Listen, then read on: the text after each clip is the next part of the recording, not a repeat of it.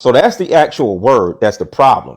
Black men are raised by women instead of men. Now they're programmed to be risk avoidant. So that's why you got a man that's not really ambitious, not ready to take risk, because his mom taught him to be like her, because that's all she could do. She's a woman. And women are naturally risk avoidant.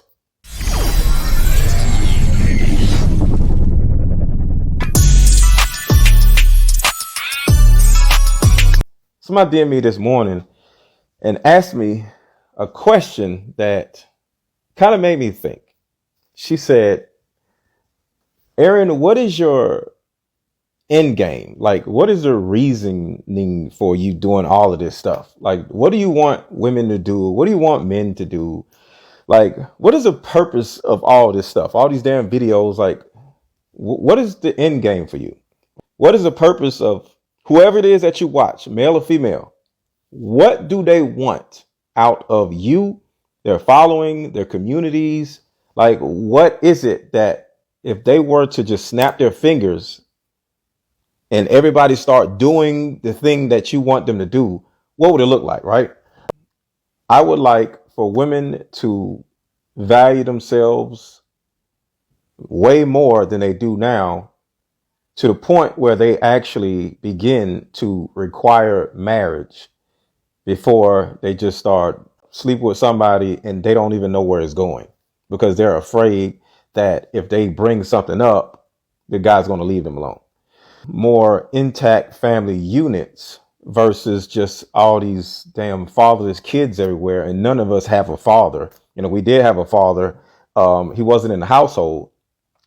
And for those of you who had fathers in the household, your father usually wasn't the man of the house. Your mom was the man of the house. Your father was passive. Your mom would holler at you and do this and do that. And you look at your dad for protection from your mom, and he's just looking the other way, like, listen to your mama. You know what I'm saying? Because so sometimes people who have both of their parents can actually have more abandonment issues, more problems with abuse than people who had single parents, because their parents weren't necessarily together because they loved each other. They were just dealing with each other.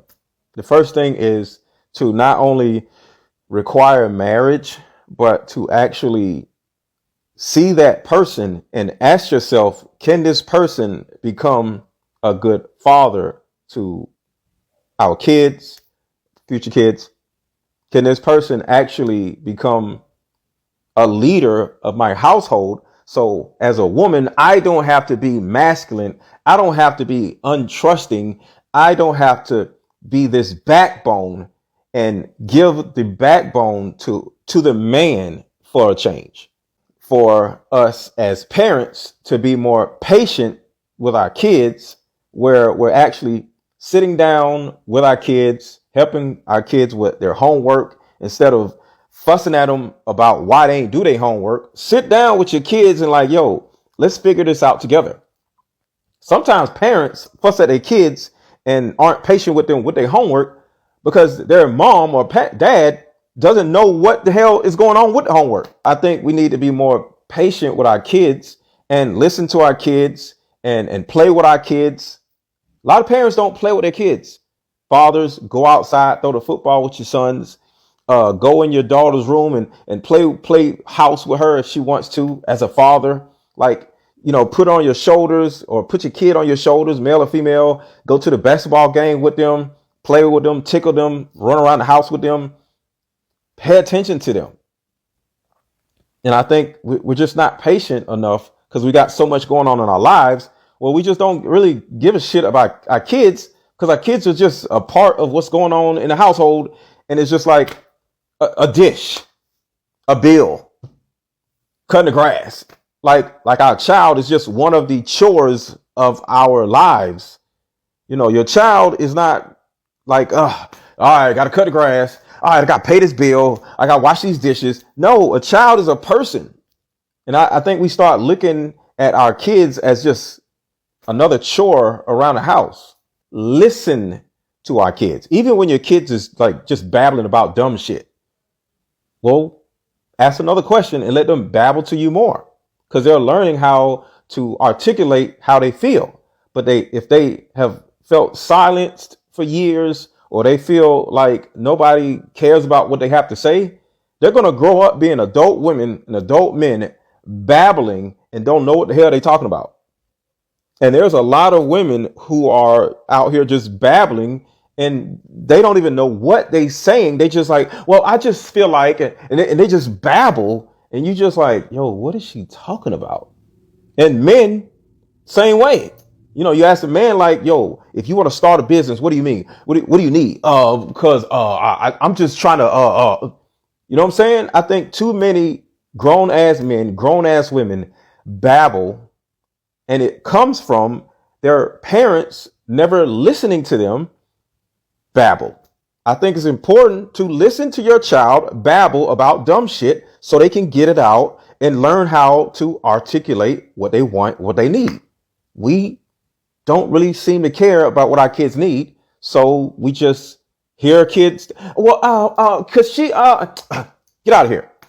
And I think that's necessarily traumatic to children. What would change?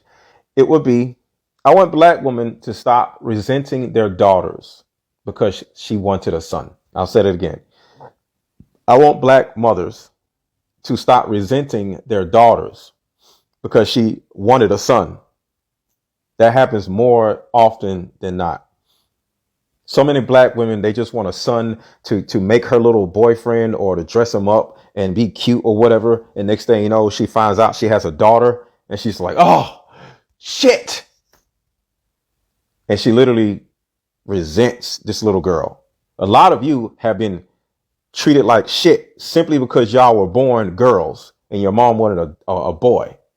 Or you have a brother and she treated your brother like a king and treated you like shit because she literally favors him over you simply because you're a little her and she doesn't even love herself. So since she does not love herself, she can't love you, but she loves her son. If everybody in the world listened to me, it would be men being more responsive to women that are in trouble. I would like to snap my fingers and make every man on earth more responsive to women when they are in trouble.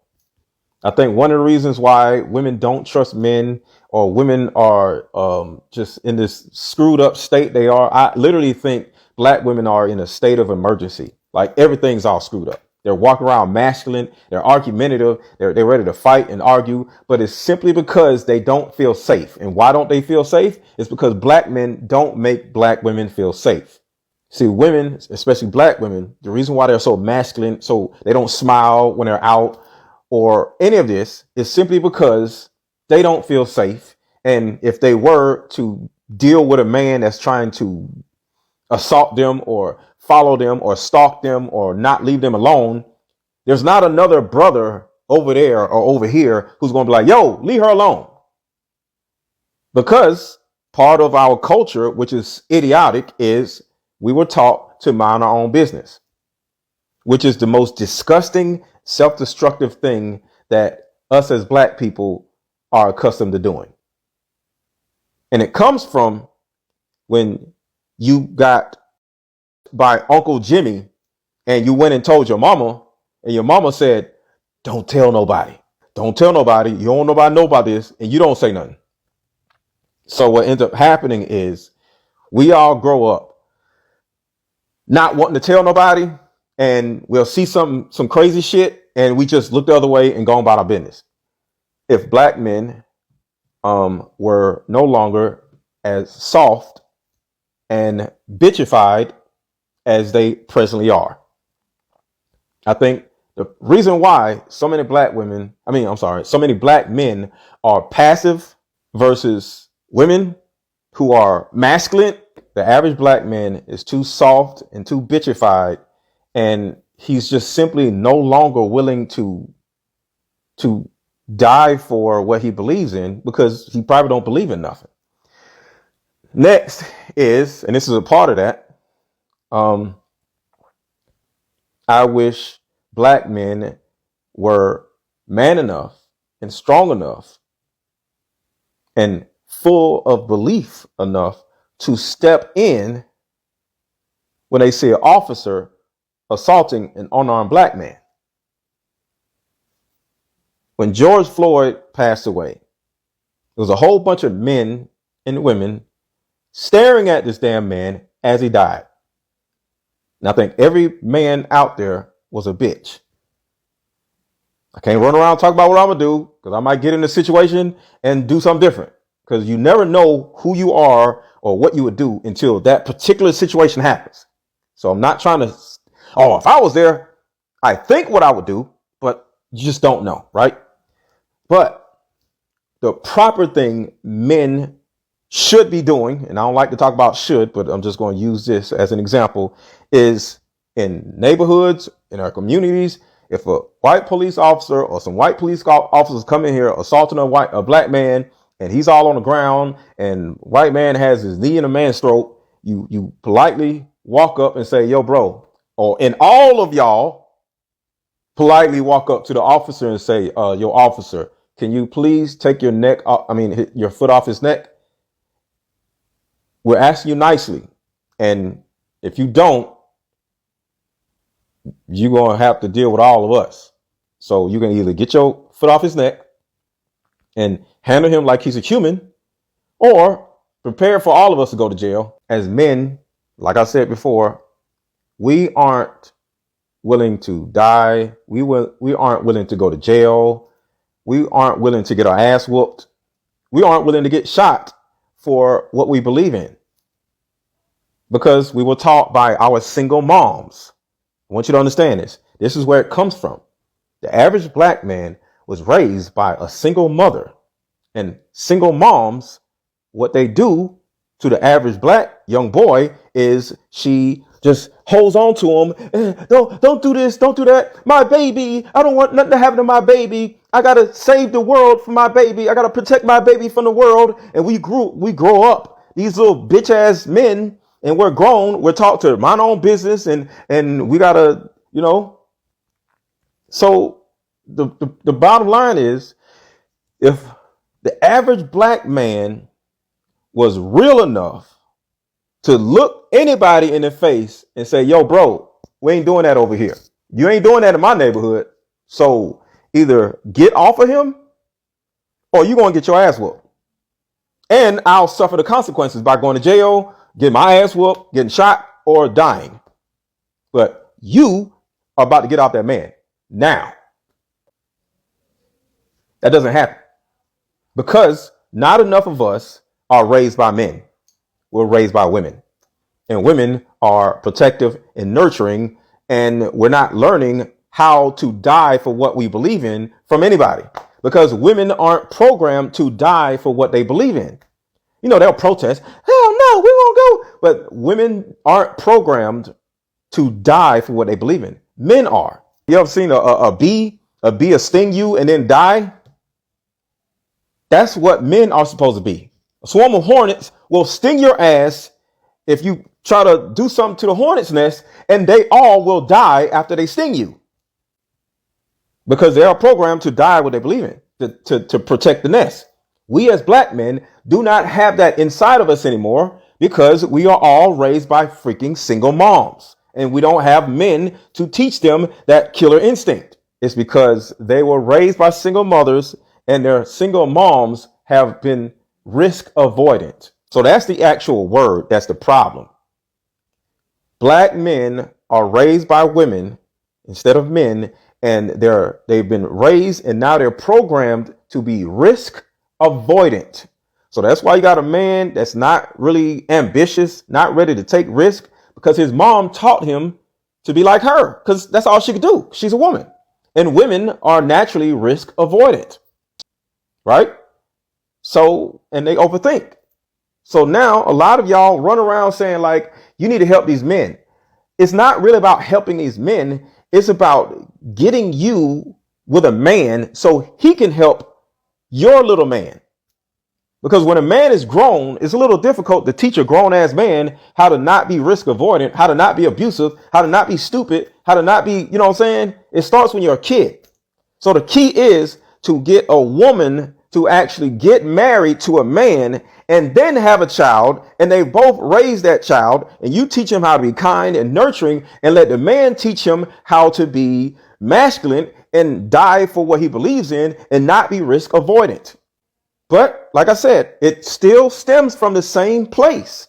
Growing up under a risk avoidant single mother who's masculine, who's always protective of her little boy. She treats her daughter like shit, and she raises her daughter to be like a man. Don't let these men, all that angry masculine shit. But she treats her little boy like he's a girl. So you treat your daughter as if she was a boy, but then you treat your son like he's a girl. And then we wonder why we have so many masculine women and feminine men or passive men. It starts from the mother. It starts from number one, which is require marriage and stop just being out here and make the man wear a condom if you do have sex. Because I ain't going to tell you what to do with your body. But if you require marriage and looked at the man like, okay, I have requirements. And the man steps up, keyword, steps up to be what she requires.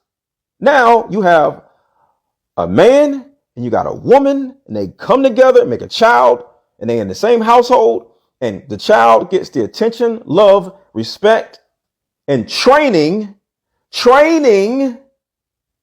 he or she needs. Because when you got a father in the house, the girl grows up, in most cases, the girl grows up to be a girl and not a boy. And when a father is in the house, the boy grows up to be a man and not a girl. But since there is no man in the household, the mother turns into this masculine figure and teaches her daughter how to be a man and teach her son how to be a woman. If things were to happen like I'm saying, all of it, it will no longer be so many traumatized up children. A lot of you goofy ass parents are traumatizing your kids just like your mom traumatized you, just like your grandmother traumatized her. But since you think you are doing the opposite of what your mom did, you think you're not traumatizing your child, and you actually are.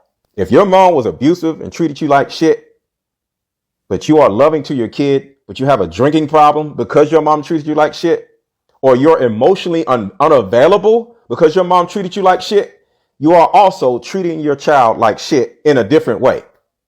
Because children need love, affection, and attention and validation. And if you are not giving your child that, you can't sit here and say, but at least I'm not abusing my child. At least I'm not telling my child, I don't know why I had you. It's the same type of abuse. It's the same thing.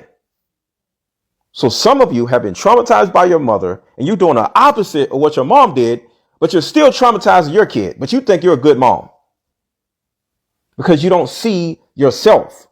I just wanted to go on here and answer the young lady's question. And the question was, what is your end game, sir? If you were to get everything you wanted out of the people that follow you, how would the people look? See, I'm not just here to sell your ass a book or make some damn money. I'm here to offer solutions.